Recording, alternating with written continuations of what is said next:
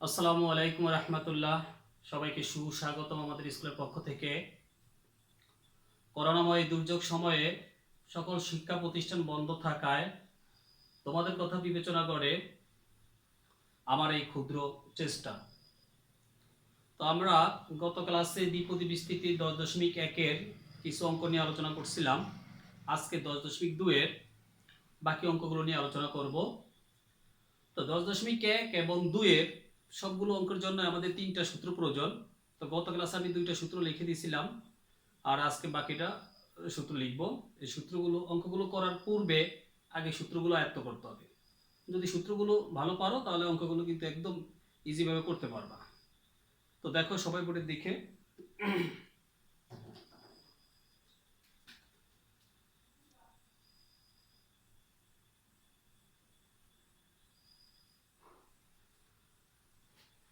গত ক্লাসে আমরা দ্বিপদী বিস্তৃতির একটা সূত্র দেখাইছিলাম,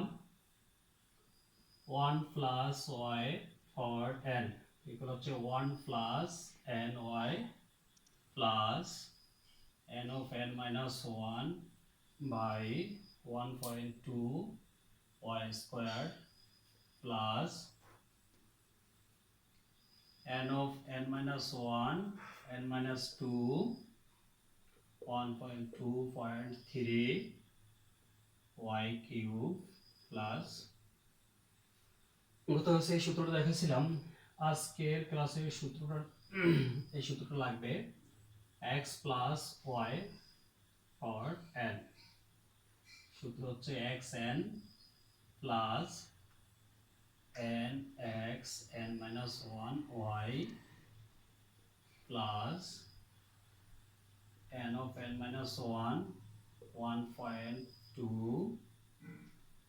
x n minus 2 y squared plus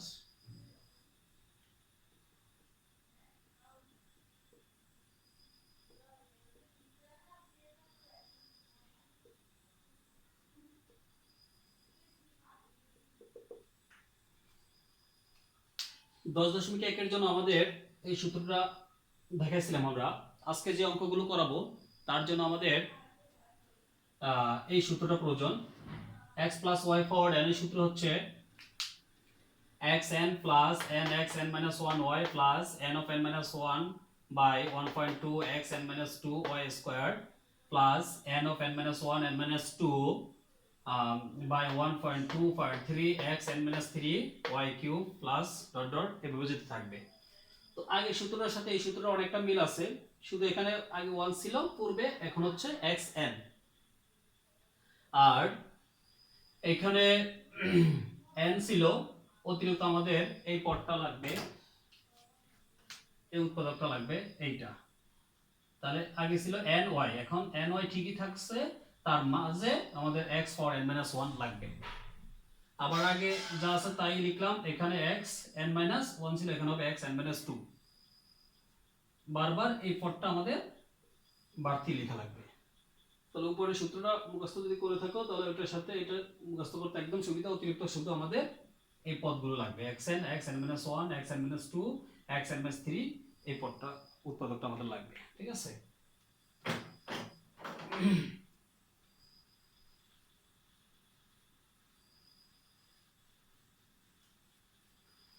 আমরা অনুশীলনের অঙ্কতে চলে যাই।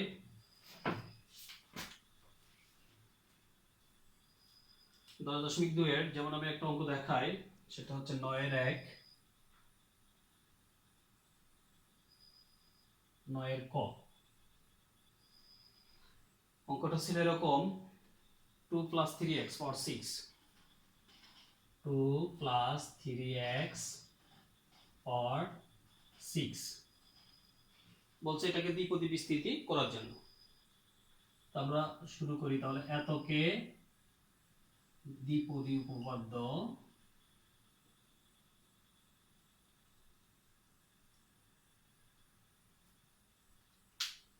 দ্বিপদী বিস্তৃতি করে ফেলে।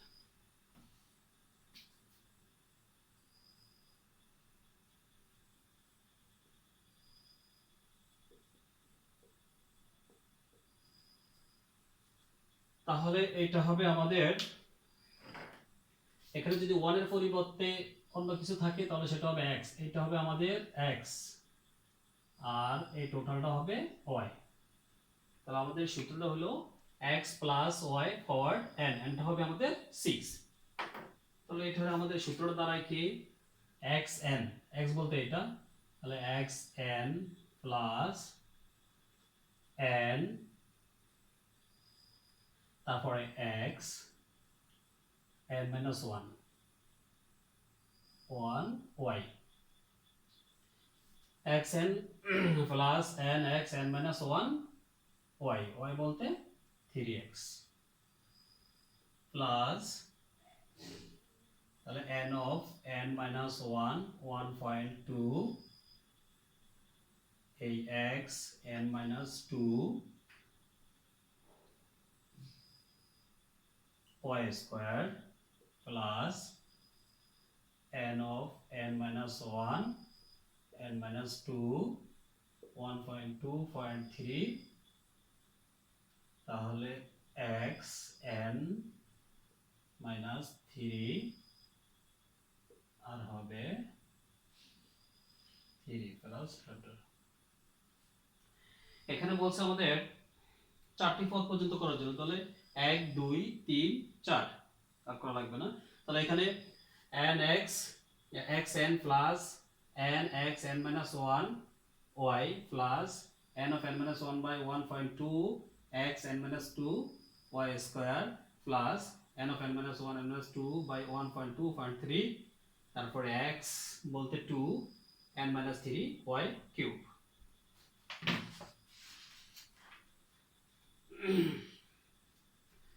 তাহলে এটার ভাঙলে আমাদের কি হবে 2 6টাতে 2 দুগুণ 4 4 দুগুণ 8 16 32 64 প্লাস এখানে 2 এর পাওয়ার হবে 5, তাহলে 32 গুণ করলে কত হয় দেখো,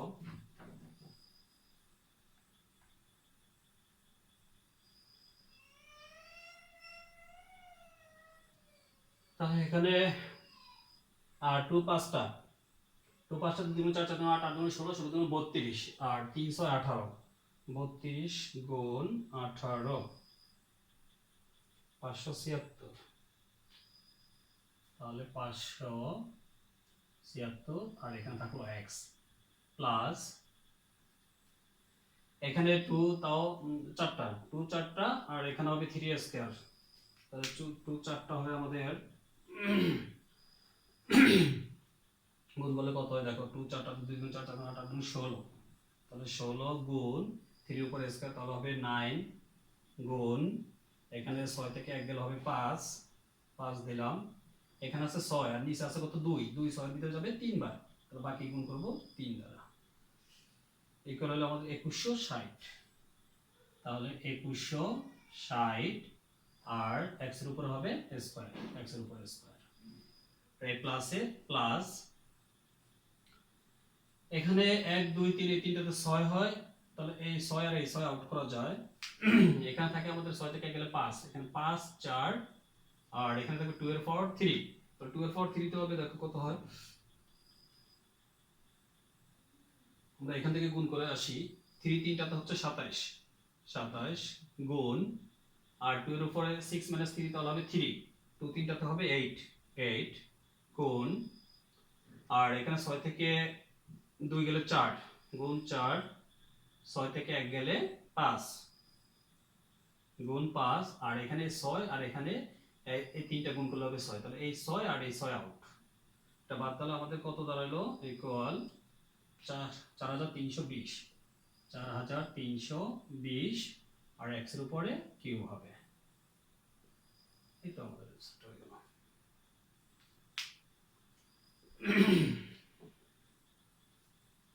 শুধু সূত্রটা প্রয়োগ করলে হয়ে গেল, অঙ্কটা সূত্রটা জানতে হবে আমাদের।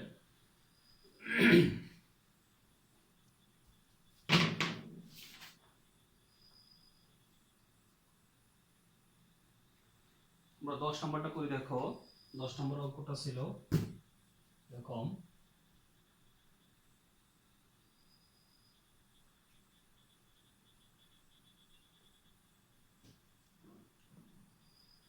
দেওয়া আছে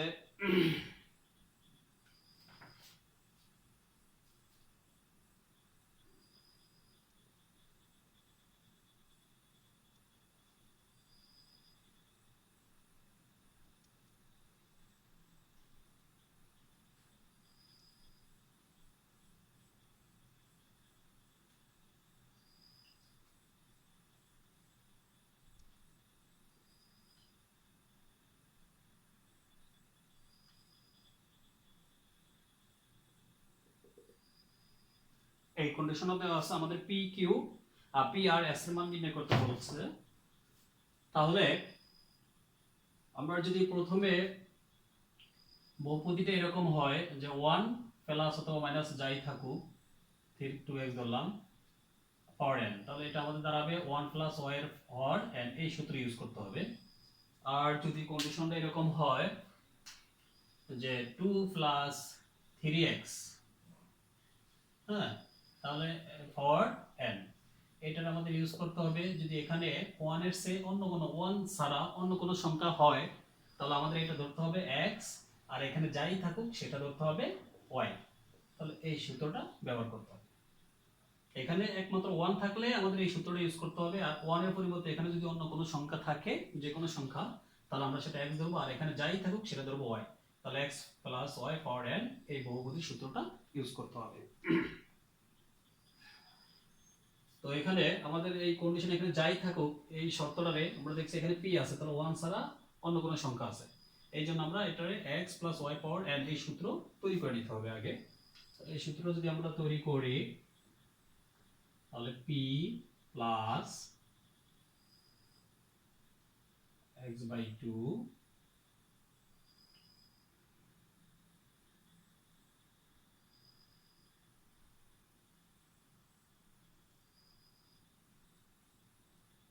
6।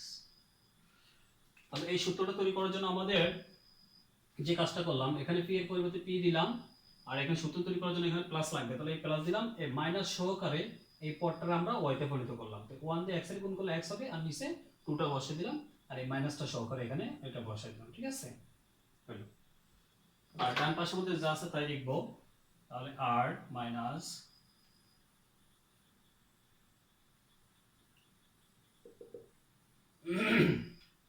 এবার আমরা এটা দ্বিপদী বিস্তৃতির উপপাদ্য সূত্রটা লিখব। তাহলে সূত্রটা আমাদের x প্লাস y পাওয়ার n এর সূত্র হবে কি xn, তাহলে xn হচ্ছে 6, xn plus n x n minus 1 of y plus n of n minus 1 1.2, তাহলে তারপর হবে এই x n minus 2 y square, y টা হচ্ছে মাইনাস x বাই 2 স্কয়ার। যেহেতু আমাদের রাইট হ্যান্ড সাইডে একটা দুইটা তিনটা পদ আছে, আমরা লেফট হ্যান্ড সাইডে তিনটা পদ পর্যন্ত নিলে হয়, এই একটা পদ, এই একটা পদ, এই টোটাল একটা পদ হলো এই একটা পদ। তো আমাদের আর প্রয়োজন নাই, এজন্য আমরা লেফট হ্যান্ড সাইডে আমরা বাম পাশে তিনটা পদ লিখলাম, বাকিটা দিয়ে গেলাম ইকুয়াল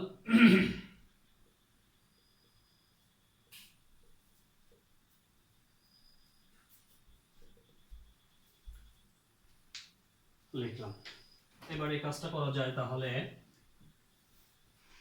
p পাওয়ার 6 যে কাজটা করব এখানে গুণ করব, তাহলে প্লাসে মাইনাসে মাইনাস, আর এখানে 2 6 এর ভিতরে যাবে 3 বার, তাহলে 3, আর এখানে এই p এর p 6 থেকে 1 গেলে হবে 5, আর বাকি আছে এখানে x ধরলাম। তাহলে এখানে মাইনাস, এখানে দুইটাতে প্লাস, সেই প্লাস আর প্লাসে গুণ করলে হবে প্লাস, আগে চিহ্নের কাজ করতে হবে। তারপর দেখো এখানে দুইটা নিচে 2 দুগুণে কত হলো 4, আর এখানে এই 2 6 এর ভিতরে যাবে 3 বার, তাহলে 3 5, এখানে 6 থেকে 1 গেলে হবে 5, 3 5 15, উপরে থাকলো আমাদের 15, আর নিচে থাকলো 2 দুগুণে 4, আর p এর p 6 থেকে 2 গেলে হবে 4, আর x এর উপরে স্কয়ার প্লাস টর্ডার এভাবে রাইট হ্যান্ড সাইড ডান পাশে আসছে এটা।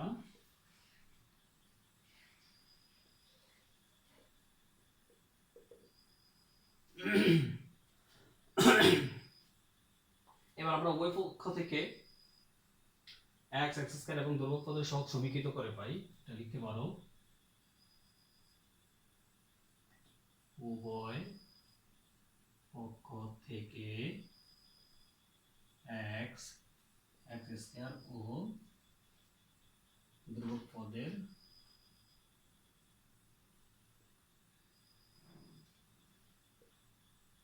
সহগ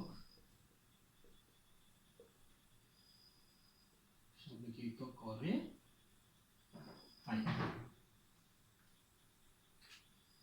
তাহলে কি পাবো? এখানে ধ্রুবক পদ আছে p টু দ্য পাওয়ার 6, কারণ এখানে x নাই আর এটার সাথে x নাই, তাহলে এখানে হচ্ছে r, তাহলে r ইকুয়াল আমরা লিখতে পারি r equal p to the power 6। আর এখানে x এর সহগ হচ্ছে এইটা, এখানে x এর সহগ হচ্ছে মাইনাস সহকারে এইটা, এখানে x এর সহগ হচ্ছে মাইনাস সহকারে এইটা। তো আমরা যে কাজটা করতে পারি সেটা হচ্ছে উভয় পক্ষ থেকে মাইনাস মাইনাস বাদ দিয়ে দিতে পারি। তাহলে এই 3p টু দ্য পাওয়ার 5 সমান লিখতে পারি আমরা 96। তাহলে 3p to the power 5 equal 96। আর একটা যেটা আছে সেটা হচ্ছে এখানে x স্কয়ারের সহগ হচ্ছে এইটা, তো এইখানে x স্কয়ারের সহগ হচ্ছে s, তাহলে আমরা s সমান লিখতে পারি 15/4 p টু দ্য পাওয়ার 4। এবার এটা নং দিয়ে দিতে পারো, এটা 1 নং, এটা 2 নং, 3 নং। এখন আমরা দেখব এখান থেকে এই কোন চলকটার মান আগে নির্ণয় করা যায়। এখানে দেখো, এখানে আছে আর এখানে আছে p, কোনো মান চলে আসে না। এখানে আছে s, এখানে আছে p, দুটো পাশে চলক আছে, মান নির্ণয় করা কষ্টকর, মান নির্ণয় করা যাবে না। এখানে দেখো শুধু p আছে, এখানে কোনো চলক নাই, তাহলে এই সমীকরণটা আগে ব্যবহার করে আমরা p এর মান বের করতে পারি।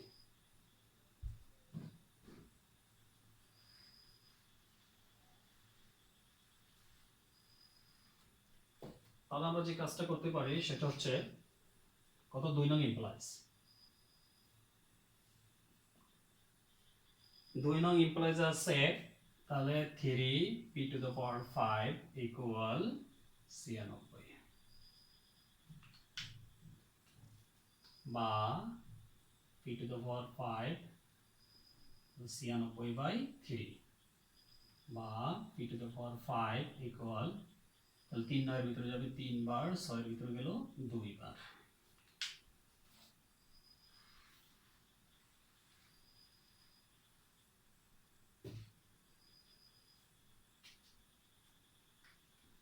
বা p টু দ্য পাওয়ার 5 এটার ভাঙলে আমরা লসাগু যদি করি তাহলে এখানে 2 5টা পাওয়া যাবে, টু দ্য পাওয়ার 5।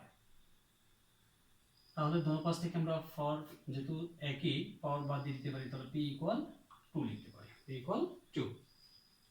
এবার p এর মান, এখানে নংটা ছিল এক নং সমীকরণটা ছিল কি রকম আমাদের,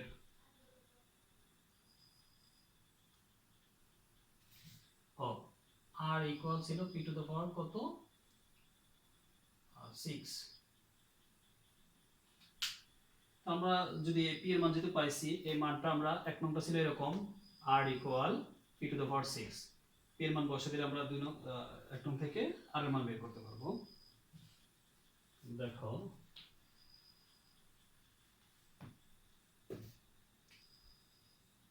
p ইকুয়াল টু এক নং ইমপ্লাইজ, এক নংটা ছিল এরকম r equal p to the power 6, তাহলে p এর মান 2 পাওয়ার 6, 2 6টাতে হবে 64। আর আমাদের দরকার তাহলে s এর মান, তাহলে 3 নং বসালে হয়ে যায়। আবার p ইকুয়াল টু 3 নং ইমপ্লাইজ, 3 নংটা ছিল আমাদের s equal 15/4 p to the power 4।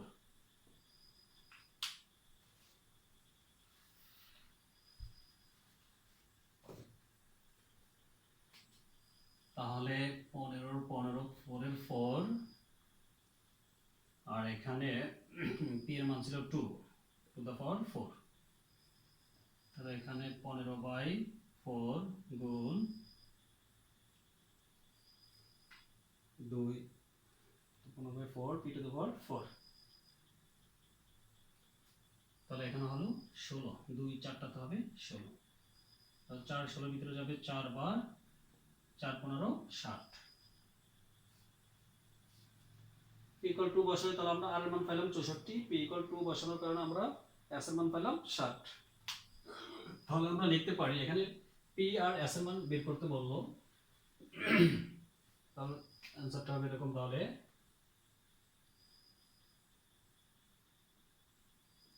নির্ণেয় মান p = 2,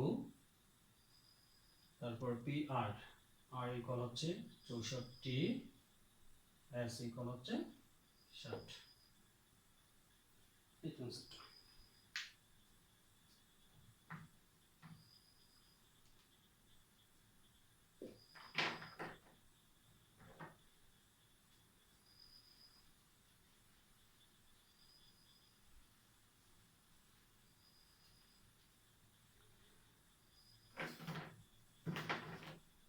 যেমন আরেকটা অঙ্ক 9 এর, আমাদের খতে ছিল এরকম, 9 এর খ অঙ্কটা ছিল 4 -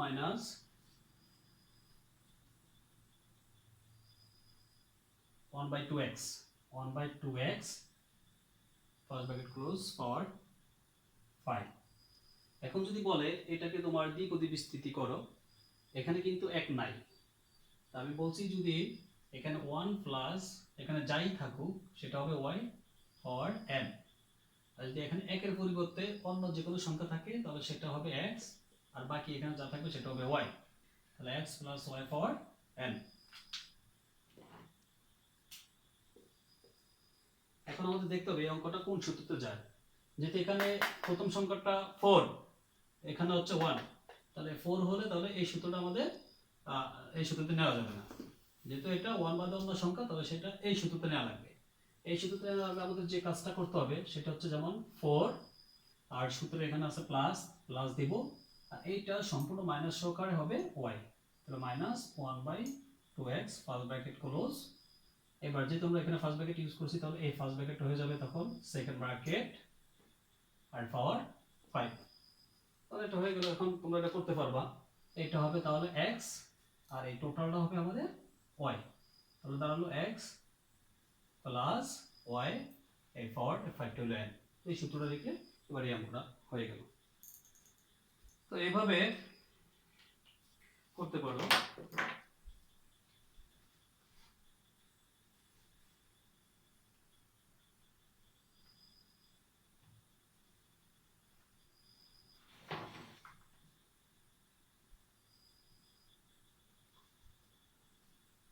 তো আজকে এই 10.2 এর এখানে আরো কয়েকটা অঙ্ক আছে, সেটা নিয়ে আমরা আরো একটা ক্লাস আপলোড দেবো সামনে।